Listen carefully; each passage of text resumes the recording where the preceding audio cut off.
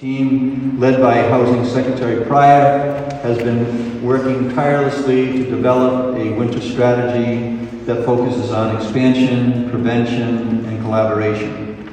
But more importantly, a strategy that keeps Rhode Islanders warm and safe during this winter. In a moment, Secretary Pryor will go through the details of the strategy which he's been sharing with me over the last several months.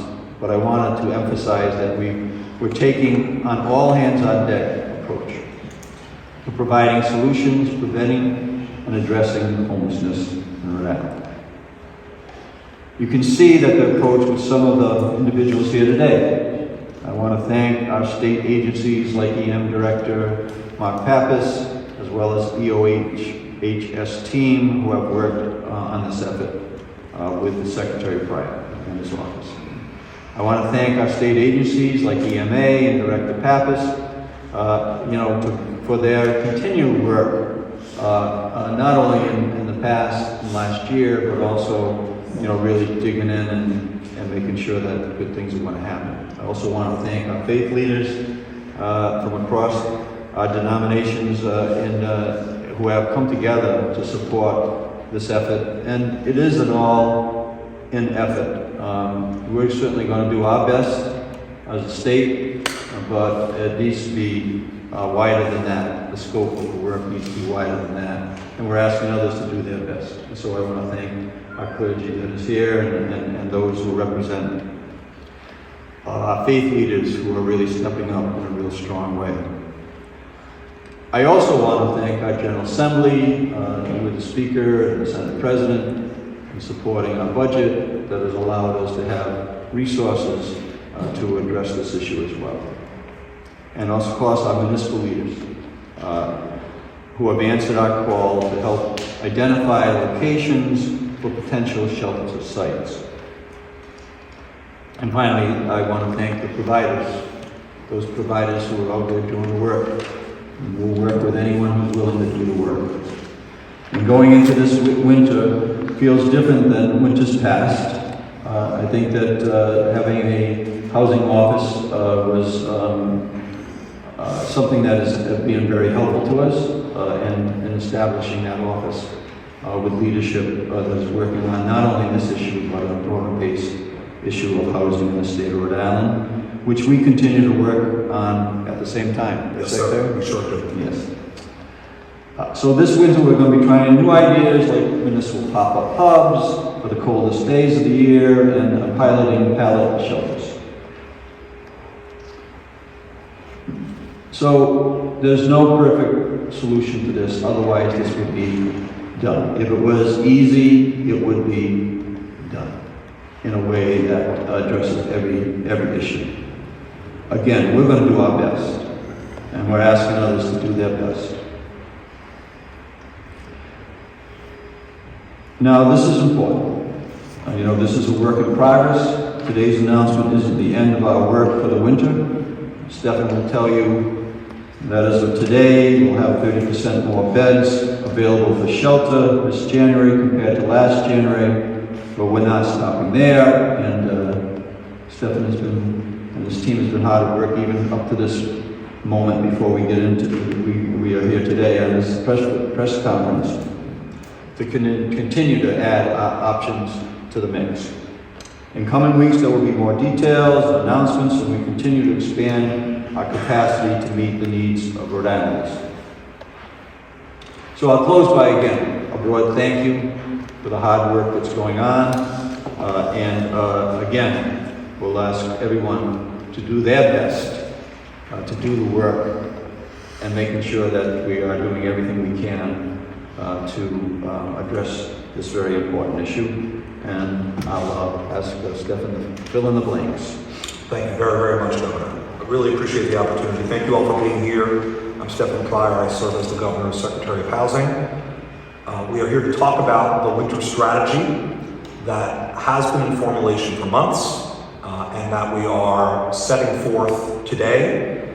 I emphasize that it's been coming together for months because when Governor McKee and we announced that we would be stepping forward as a new housing department, Assistant Secretary Moore and I said that we knew winter was coming, we would start planning. It's been 8 months. What I'm going to describe to you is an expand, prevent, collaborate strategy that has had groundwork over the months, and I'll explain both in terms of actions taken and in terms of statistics that can shed light. So let me say these things. First of all, profound thank you to Governor McKee for providing the resources and the leadership. It's an understatement to say we couldn't do it without you. I do have to reiterate the thanks to the General Assembly leadership, including Speaker Shikarshi and Senate President Ruggiero, and to the many stakeholders, service providers in the field who get the work done, and property owners, houses of worship, municipal leaders who are stepping up and stepping up and stepping up yet again. It's why this is all working. Okay. Expand, prevent, and collaborate. So we should have a slide that displays this. We do. I'll speak to the central plank, expand. We are going to explain how we're going to achieve a 30% increase on the winter bed strength of last winter with the investments that we're making and explaining today. There's more to come.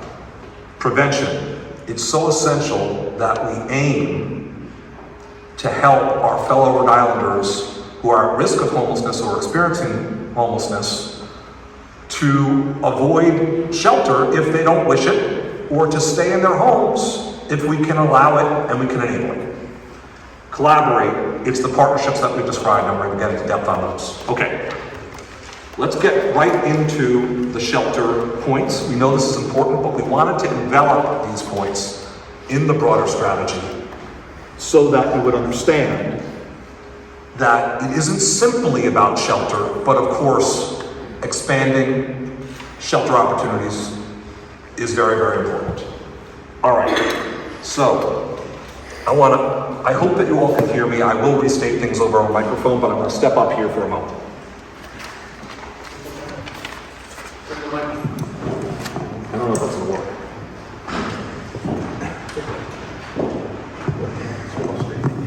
That's going to work. All right, workable enough. I want to show this. In this chart, in October of 2022, we were at 789 beds. We project that we'll be at 1370 going into this winter, in the course of this winter. The winter, if you will, of 2024. Okay? I also want to describe some things that have happened here. This is key to understanding how this work has been occurring for 8 months, and even before.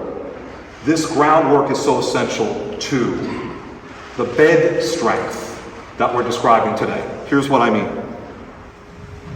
Under Governor McKee, last winter, there were several installations and operations that were started up. One of them was the Cranston Street Armory. In the winter, the number of beds in the roster was 150 at that armory.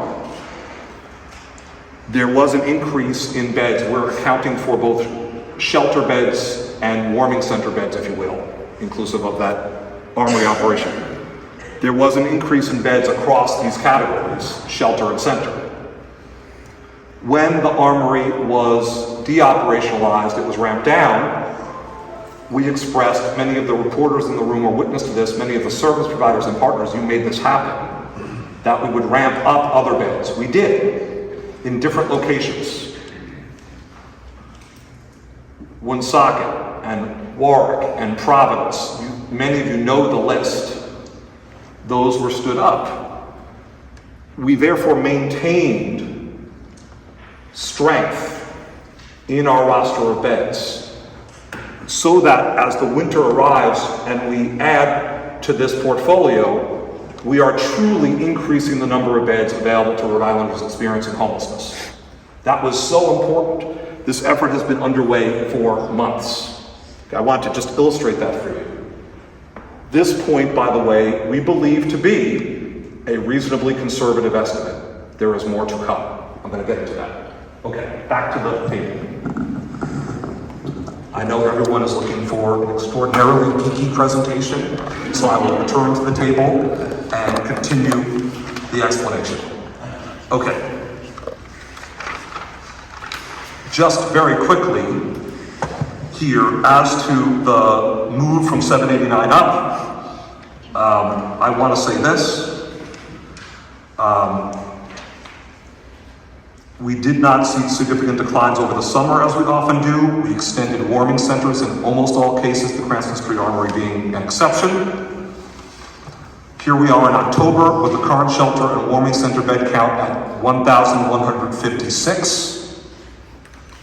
That's the current count. This is actually 104 more than we had in January of last year, when the Cranston Street Armory was serving the 150 clients I was describing. With the following shelter opportunities, I'm going to delineate them, we can share with you that our capacity will be stronger than last winter's by 318 beds, reflecting a 30% increase compared to last January. Okay, so now I'm going to describe those different maneuvers, those different investments, those different programs. I see Rich Delfino is here from Tri-County Community Action. Thank you very much, Rich. Tri-County is, as we speak, accepting its first families into 3 state-owned cottages at the Zamorano campus in Burrillville. As a matter of fact, Rich, yesterday, mom and a 2-year-old were invited in yesterday. So thank you for that. Harvest Community Church in Woonsocket is going to provide 22 beds for adults. Monsignor Kenny, thank you profoundly. There's going to be more than one item of news from the Roman Catholic Diocese of Providence today, but I will express this one to start. The Diocese of Providence has renovated the 2nd floor of Emmanuel House, and they are in the process of adding 41 new beds, which will be available for adults.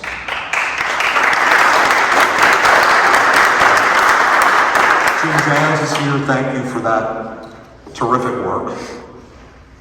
That's been underway for months, by the way. Another example, this did not happen overnight, and there's more in store from the Diocese of Providence. The Amos House operation at Charlesgate is expanding to include 48 additional beds once an additional floor is renovated. That's expected in the new year. I'm pleased to report that the Department of Housing has reached a preliminary agreement with the property owner at Charlesgate in order to acquire the property. Governor McKee has justifiably and correctly emphasized with his housing department that where we can acquire a property and achieve cost savings over the longer term, we should. This is the first but not the last example. In multiple instances as we do this under the governor's program, we'll seek to convert emergency shelter as we grow the overall system of shelter and housing into permanent housing. Okay, more to say on that in the future. Going forward with this list to explain the 318 beds. Westerly Area Rest Meals, otherwise known as Warm Russ, bless you, Russ Partridge, will be providing a seasonal motel sheltering program in Washington County to provide an additional 24 beds. Thank you, Russ. The governor and we so much appreciate your partnership. Finally, there's been interest expressed by key service providers, by individuals experiencing homelessness, and by many stakeholders in the notion of temporary structures in order to help remedy homelessness. We have been investigating such possibilities, multiple types of temporary structures. Governor McKee likewise has emphasized that we are to be creative, innovation is valued, and that semi-permanent, temporary, and interim structures may be part of the mix.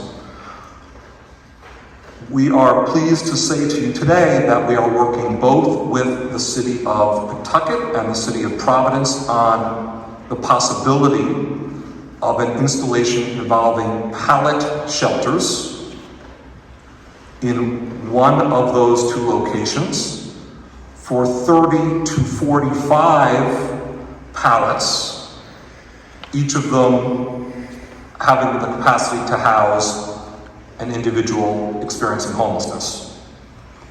30 to 45 pallet shelters in one of those two locations.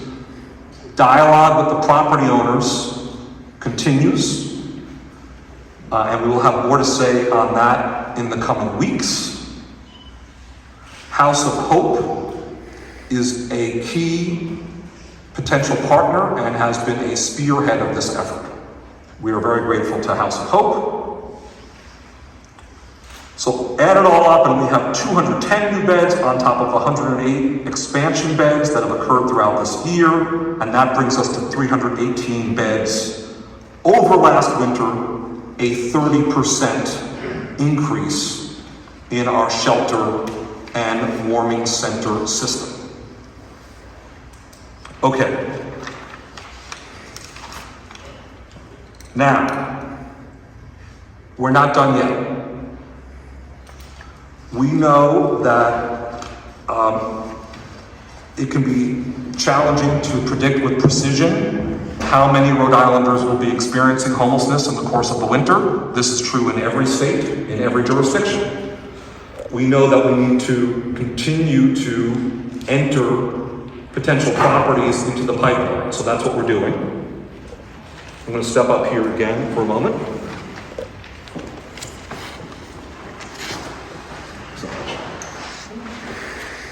Carrying some of this material with me, apparently. Okay. Next one, please. Okay. So, what I want to say here is that we are exploring a variety of properties and conducting a dialogue with service providers capable of carrying out the professional operations necessary for high-quality operation. We're talking to cities and towns, including Central Falls, Coventry, Cumberland, East Providence, Kingston, Providence, and Woonsocket. The dialogue often includes the mayor or town manager, is sometimes initiated by the mayor or town manager. I want to thank the League of Cities and Towns for being a great partner. I want to acknowledge Dylan Zalazzo from Pawtucket. Mayor Grebian has been a very collaborative partner. Mayor Mutter in Cumberland, a very collaborative partner. Mayor De Silva in East Providence, a very collaborative partner, and it goes on from there. What are we looking at? We're looking at church properties, vacant schools, empty retail locations, vacant state-owned property, because the governor has issued multiple requests and it's working to his cabinet. Municipally owned vacant community centers, unused former healthcare facilities. All of these are far enough along in our evaluation that we are expressing them out loud. In these various scenarios, we are speaking with and working out arrangements with municipal officials, community partners, and often private parties expressing lease or acquisition terms. So we can't get into every detail today, but there is a process where that is occurring, and simultaneously we are inviting and enabling and making matches with service providers. I want to talk about a couple of these in greater detail today. Just bear with me for one moment as I do so.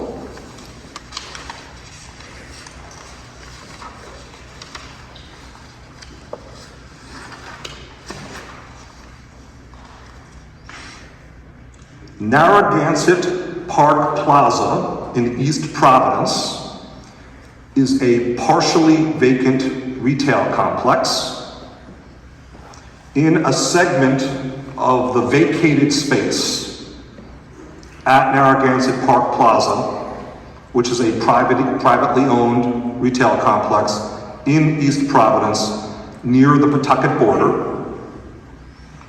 We are in the process of negotiating the establishment of a temporary warming center that would be operated 24 hours a day, that would include supports and services, and that could serve up to 100 Rhode Islanders experiencing homelessness in up to 100 beds. Narragansett Park Plaza in East Providence. That's an illustration for you for today. Is that a fully orchestrated arrangement? It is not.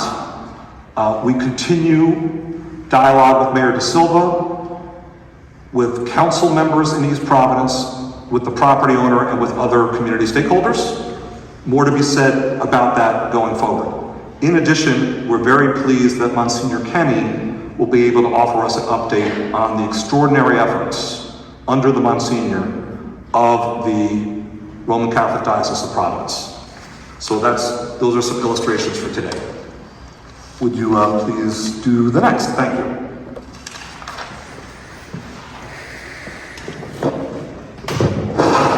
Winter emergencies. We've said this a couple times. I want to thank Director Mark Pappas from the start. One of the things that Director Pappas and we have been dialoguing about for months is the fact that, to their credit, cities and towns across Rhode Island operate centers such as libraries and fire stations that are open for Rhode Island homeowners who may lose their heat or power, or for Rhode Islanders who are in the more traditional definition experiencing homelessness. One of the challenges is, and this is understandable, that in the absence of state resources and in the absence of true partnership with the state, it has been hard in some cases to go beyond the operations of, say, the operating hours of, say, a library that closes at 4 p.m. or 7 p.m. and the coldest hours and the most critical hours can be in the later hours of the evening. With RIEMA, the Emergency Management Agency under Governor McKee, working with the director, we are going to make small grants available to municipalities to open their existing centers for longer or to open altogether new centers. The grants could be on the order of magnitude of $50,000 or $75,000 for staffing or supplies or other resources necessary. We are grateful to the cities and towns that are already stepping up, considering the possibility. We're grateful to the Episcopal Diocese and Bishop Nicholas Niasley for already working with possibilities within the bishop's constellation of Episcopal churches. All of these things are preliminary. We're in the process of dialogue. Next week, the Housing Department will issue a solicitation to cities and towns, an invitation to them so that they can apply for these funds. There's an information session that's already heavily subscribed for municipal leaders tomorrow for this purpose. These centers, we call them emergency hubs. These hubs will be available at, for example, a trigger temperature. It's a process that with Director Pappas we will discuss further with municipal leaders and work out the precise criteria, but illustratively, when it gets below 20 degrees, they would open. That is not a hard and fast rule, it's not a determination, but Director Pappas has actually researched other examples of this in the country. and that's an illustration of how it will happen. So during severe cold or a storm, these will open. Okay, next please. I know we're far along in the agenda, we have more to go. I'm going to move quickly, but this is very important. It's essential that we aim to prevent homelessness so it doesn't happen at all. It's a cost-effectiveness matter. It will enable us to keep costs down. And it's the right thing to do because Rhode Islanders often want to stay in the homes where they live. So, what does this mean? We are working on eviction prevention through a $3 million investment in Rhode Island Legal Services and allied legal services organizations to prevent unjustified and unnecessary evictions through the court system. We are also investing in what's called problem-solving programming. I want to thank Karen Santilli and Crossroads for helping to lead the way among agencies. Crossroads has really worked to figure out how to problem solve. What does problem solving mean? Problem solving means that an individual may be modestly in arrears on her or his rent, and that may save them from being evicted while they are in the process of accepting a new job where they'll have the sufficient income. Homelessness never occurs. It might be that an item of dress clothing or a pair of shoes would help with that job interview. It might be that transportation to a relative or friend would get someone into housing that is not a shelter, but a family or friend location.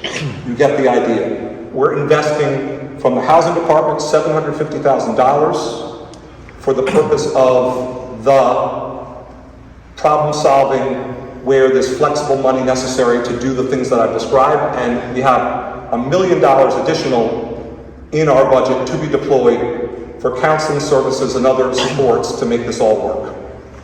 So this will be done in collaboration with other agencies, and we'll talk more about that. Next. So we come to this point. We are very proud of the fact that in Rhode Island, we have a faith community that is unified around the issue of remedying, preventing, and addressing homelessness. We are so proud of the fact that we have faith communities represented today, inclusive of the Catholic Diocese, the Episcopal Diocese, the rabbinate within the Jewish community, and Islamic leadership, imams in our community, all allied with us today. Pastor Chris, thank you for helping to orchestrate this with us. Enormously appreciated. I'm going to say more about that and offer some more recognition, but I do want to at this moment segue to Monsignor Kenny because we are so proud that this faith community effort has materialized, and I want to let, of course, Monsignor speak of it. But I think especially at this moment in time, as the governor has highlighted at the top of his remarks, especially at this moment in time, Rhode Islanders should be proud that our faith leaders, our clergy are coming together for a collaborative cause in our shared mission to help the most vulnerable. It is really exemplary. The Reverend Monsignor Albert Kenny of the Roman Catholic Diocese of Providence is the Vicar General and moderator of the Curia for our bishop. He's an absolutely fantastic partner, and to you, Monsignor. Thank you, Secretary Pryor. As one of the many faith leaders here, certainly we remember that this is the first night of the Sabbath since the violence broke out in the state of Israel. So we are united in prayer with our Jewish friends during these most difficult days. Shabbat Shalom. Governor, we thank you. We thank you for your leadership in calling us together to address the need, to comfort, and house our brothers and sisters here in Rhode Island. Secretary Pryor, we remain grateful to you for your dedicated leadership. I think I have had more coffee meetings with Stefan than my own staff in the last couple of months. bringing together faith communities. He has a unique ability to gather us together, all the faith traditions throughout Rhode Island, with our common cry to shelter and feed the poor, to bring peace to those in need, and to love our neighbor as ourselves. For myself, in a very deep and personal way, this issue strikes at the very heart of faith, and my belief that we see the face of Christ in those who are in distress. The Roman Catholic Diocese of Providence and Bishop Henning remain committed to increasing our efforts to assist the unhoused and unsheltered in our beloved state, as we increase our services at Emmanuel House, and we are now finalizing additional beds in different cities and towns as we work with local leadership to address this cause.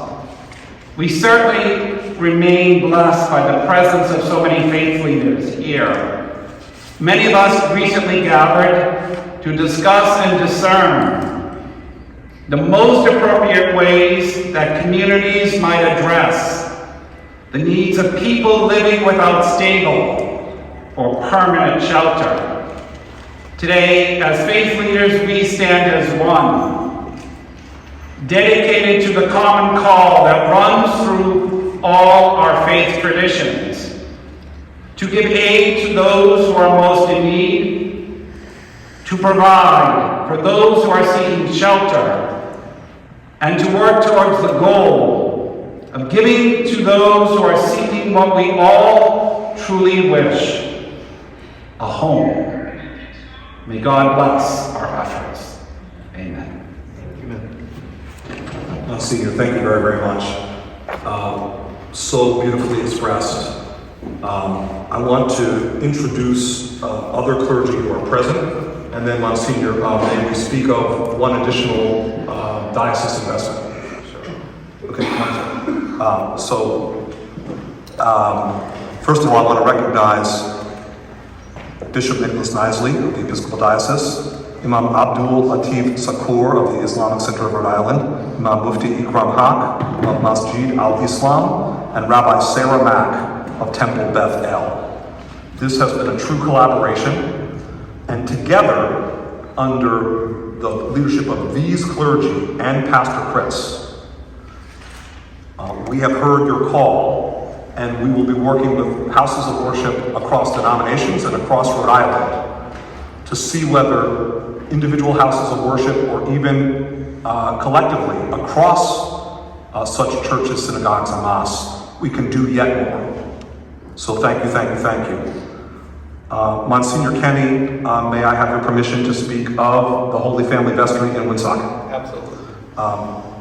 Because of our collaboration, the Monsignor, on behalf of the Bishop and the Diocese, has identified possible locations for expansion of his operations. One of them is the Holy Family Vestry of up to 15 new beds in Woonsocket. And we're thankful to Jim James for that possibility. It's truly extraordinary on top of the Emmanuel House expansion. And what I want to remind you all of is, when I spoke of 318 beds and up by 30%, it did not include up to 100 beds in East Providence at the vacant retail site. It did not include 15 beds in Woonsocket at the Holy Family Vestry. That 115 beds would be on top of that. So you can see how we are on track with these materializing options and others to go yet further. We are so pleased that the executive director of the Warm Center in Westerly, Russ Partridge, is here with us. And as a final set of comments before we take questions, we want to open it up to Russ with our gratitude. Good morning. My name is Russ Partridge, and I am honored to be the executive director of the Warm Center in Westerly and the Warm Welcome House in Peacedale. And yes, I did make the trip all the way up here this morning. But I want to thank the governor and the secretary for the opportunity to speak at this event this morning. The funding that's coming to Warren and to Washington County will indeed be a game changer for the people that we serve. It will give us, as the providers, the opportunity to move people from the street and from places not meant for human habitation into a safe environment. And giving them the opportunity to have a base to work off of, with case management, with people who will provide resources that they may need, in the hopes that folks will move forward. It really will be, in Washington County and throughout the state, this money will be a game changer. But it's not the answer, and the governor knows that, and the secretary knows that. The answer to homelessness is housing. That's the bottom line. The answer to homelessness I have been in this business working strictly with homeless for about 25 years.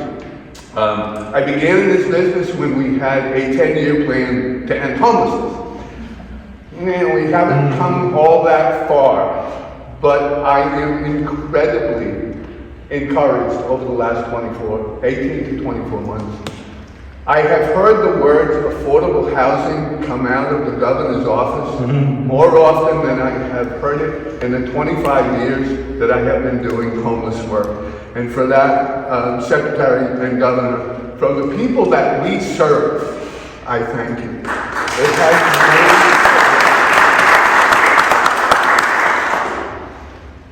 this homelessness is not an easy problem to solve. We have been behind the 8 ball for years. We have not developed affordable housing the way that we needed to. And it has come back. The chickens have come home to roost, so to speak. But again, I am very encouraged because down in Washington County, I know of 3 projects that are in the pipeline, more than in the pipeline, they're ready to break ground on, that will mean an additional more than 175 units of permanent housing. That's what we need. We need permanent housing for folks. When I see that and speak with the leaders, the civic leaders down in Washington County, I really get the sense we are all beginning to come on the same page. We are beginning to row in the same direction. Haven't seen that in a great deal of time. The Secretary talked about prevention. That's really a huge piece of addressing the problem of homelessness here in Rhode Island. If we can prevent people from coming into the system, we have a better shot of reducing the numbers of homeless people and keeping people and families and individuals in the community in which they live. It is incredibly important for people to be successful, to be in the community where their resources are. It's just common sense. I want to thank the governor once again. I want to thank the Secretary of Housing once again. I want to thank the Speaker of the House. How often, hadn't been very often, in 25 years that I have seen the Speaker stand up and really push and give momentum to solving the homeless problem here in the state of Rhode Island. You know, about a little over a year ago, I met in this room with a group of providers and the governor. And I said to the governor at that point that this was really an opportunity for his administration to make a mark for Rhode Island. That we really, and I still believe this, I'm a dinosaur in this business now. I really do believe that Rhode Island can be the state that can say, we have ended functional homelessness. And I'm very I thank you for your leadership on this, Governor. This funding will be used to keep our family, our friends, our neighbors safe in the upcoming winter. That's really what this funding is about. And it shouldn't be taken as anything more than that, this funding.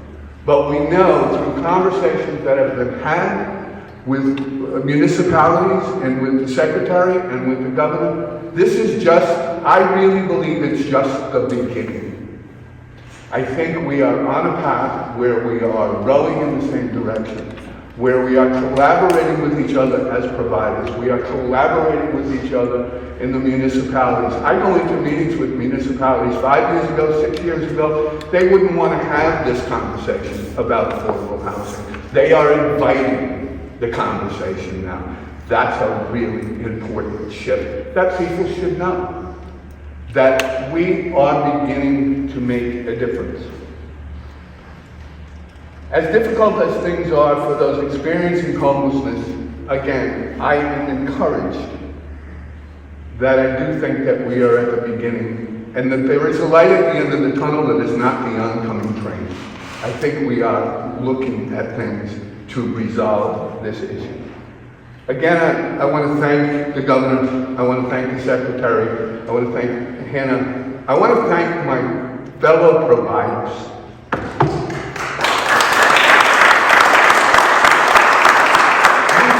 We do the work, but we have an amazing group of people, we have amazing staffs who really are on the ground every day. And on behalf of those people, on behalf of my board at the Warm Center, on behalf of my fellow providers, but more importantly, Governor, Secretary, on behalf of the people that we serve, I thank you so much for the work. Thank you all for all you do for us. And once again, our service providers, thank you for the remarkable work they do. So very quick thank yous, but they're important, and we'll write it to Q&A. One thank you is also an item of information that's really important. When I spoke of the problem-solving mission and programming, I spoke of the investments of the state. I want to add that Chris Vizzacco is here from the Rhode Island Foundation on behalf of former Congressman David Cicilline. We're very grateful that the Rhode Island Foundation will be providing a way for Rhode Islanders to give small amounts or for institutions to even give grants to supplement, to be alongside the state government investments in problem solving. More details on the establishment of a fund for problem solving in order to support Rhode Islanders experiencing homelessness. More details will be issued jointly between the foundation and we next week, including the precise way in which to donate. But that's aiming for everyday Rhode Islanders to have the opportunity to contribute if they so desire, if they wish. I do want to thank Assistant Secretary Hannah Moore, Joey Lindstrom, Ben Haney, Kat Perez, Emily Marshall, Chris Hunsinger, from the Governor's Office, Kate Paraglia, for everything that you're doing to make this happen. Jordan Day came in, and she's from the League of Cities and Towns. Thank you for your partnership. Okay, we're opening it up for Q&A. Here we go. Secretary, 1,661 is the number of people I've heard will be needing services this winter. Does your plan accommodate that many? Because we know that homelessness is on the rise and has gone up every year since 2019. So there are varying estimates of the demand that will exist during the winter, and that's understandable. It's the case because conditions are changing nationally, and there are specific changes that occur in most jurisdictions during the winter that affect homelessness. Mm-hmm. But what I can say is this: we will be up in our shelter bed strength by hundreds. We will also be investing further in the kind of problem solving and prevention that does markedly and in a very real way impact homelessness. And for the first time in a way that's meaningful, we will be investing in these true emergency winter hubs where when it's especially cold or there's a storm, Rhode Islanders experiencing homelessness, and indeed all Rhode Islanders impacted by such cold weather or storm can go. Given all of that, we are optimistic that we will be able to meet the needs. Now, what's another key reason we're optimistic? It's because of everyone you see here. It's because we know that the spirit of "we're not done yet" is shared by all of us. We are continuing to work with municipal leaders. Faith leaders themselves are calling upon houses of worship to do more. We're not done yet. Alexa, you're next. Sure. Secretary, how much is this tentative agreement with Davenport Associates worth for Charles Gate? I cannot get into that as of yet, but we will be able to speak to financial terms and other terms in the course of our crystallization of the arrangement. Secretary Pryor. Wait, we're going to do orderly. Go ahead. Thank you. What's the status of the Elmwood Ave location in Providence? So let me just make sure I speak with precision. There is a proposal by Open Doors for up to 49 women with children to utilize facilities in that location. We are requesting of the City of Providence that they secure approvals, that they implement necessary approvals to advance that proposal. Our understanding is that the legal requirements for it to advance have been met. Steve, you're next. How many units in Charles Gate, and what's the probability that's going to happen? For multiple questions, I'm going to tag team with the very able Assistant Secretary Hannah Moore. Do you want to express your Just give me a number. numbers for Charles Gate? So currently, we have an Amos house at Charles Gate right now, leasing space since this past summer, and they have up to 57 rooms that they're going to be using.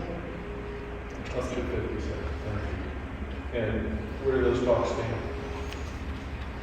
For the Charles Gate, we have reached preliminary agreement regarding the acquisition. Secretary Pryor, how many beds, incremental beds, open new beds, will be actually online Thanksgiving? Thanksgiving is a very precise point in time, so we are going to see the beds that I've described implemented over time, and in the coming weeks we'll be able to tell you with greater precision where in the calendar they occur. It would be premature for me to say right now. It's a good question, but I'm not going to offer you that precise estimate today. And just as a follow-up, it's now mid-October, it's almost Halloween. We've been aware of the situation for a year. Years before that, what's taking so long? On the contrary, I think we are, as demonstrated in our presentation, we're in the strongest position in memory in terms of the number of beds.